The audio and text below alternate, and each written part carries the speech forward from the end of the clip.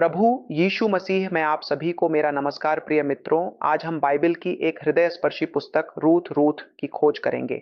यह पुस्तक वफादारी, प्रेम और परमेश्वर की प्रोविडेंस की एक प्रेरणादायक कहानी है।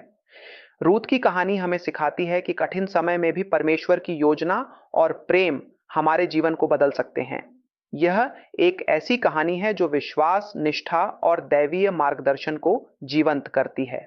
परंपरागत रूप से रूथ की पुस्तक का लेखन भविष्यवक्ता शमूएल से जोड़ा जाता है। हालांकि इसका लेखक निश्चित रूप से अज्ञात है।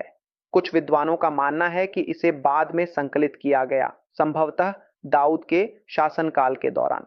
यह पुस्तक लगभग 1900 ईसा पूर्व के आसपास लिखी गई थी।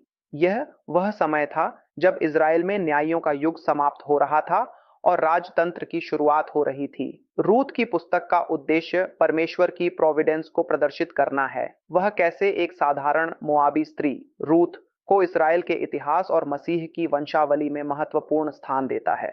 यह पुस्तक परमेश्वर की योजना और उनके अनुग्रह की महिमा करती है।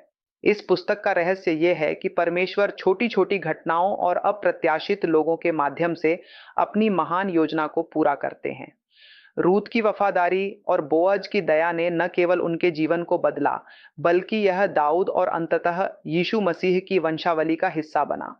यह हमें सिखाता है कि कोई भी परमेश्वर की योजना से बाहर नहीं है। यह पुस्तक हमें दिखाती है कि परमेश्वर का प्रेम और मार्गदर्शन सभी के लिए है, चाहे उनकी पृष्ठभूमि कुछ भी हो। यह हमें दूसरों के प्रति निष्ठा और परमेश्वर पर भरोसा रखने की प्रेरणा देती है। रूथ का अपनी सास नाओमी के प्रति समर्पण अध्याय 1, 16, 17 हमें सिखाता है कि सच्ची वफादारी बलिदान और विश्वास से भरी होती है। रूथ ने न केवल नाओमी का साथ चुना, बल्कि उनके परमेश्वर को भी अपनाया। रूथ का बोअज के खेत में संयोगवश पहुंचना अध्याय 2 से 3 वास्तव में परमेश्वर का मार्गदर्शन था। यह हमें सिखाता है कि परमेश्वर हमारे जीवन की हर छोटी घटना को नियंत्रित करते हैं। बोअज का रूथ के प्रति दयालु व्यवहार अध्याय 2, 8, 12 हमें दूसरों, विशेष रूप से जरूरतमंदों के प्रति प्रेम और उदारता दिखाने की प्रेरणा देता है। रूथ और बोअज की कहानी अध्याय 4 हमें दिखाती है कि परमेश्वर पर विश्वास और उनकी व्यवस्था का पालन करने से आशीर्वाद मिलता है। रूथ दाऊद की परदादी बनी, जो मसीह की वंशावली का हिस्सा है। रूथ की पुस्तक हमें सिखाती है कि हमारे जीवन की अनिश्चितताओं और कठिनाइयों में भी परमेश्वर की योजना काम कर रही है।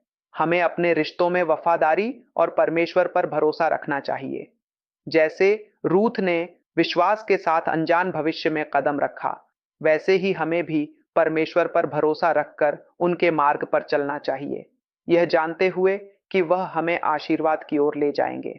रूथ की पुस्तक हमें वफादारी, प्रेम और परमेश्वर की प्रोविडेंस की गहरी शिक्षा देती है। यह हमें याद दिलाती है कि परमेश्वर हर व्यक्ति और हर परिस्थिति को अपनी महान योजना में उपयोग कर सकते हैं। मैं आपको आमंत्रित करता हूं कि आप रूथ की पुस्तक को पढ़ें और परमेश्वर की प्रोविडेंस को अपने जीवन में देखें। अगले वीडियो में हम एक शमूएल पुस्तक के बारे में बात करेंगे। तब तक के लिए धन्यवाद और परमेश्वर आपको आशीर्वाद दे। नमस्कार, गुड बाय।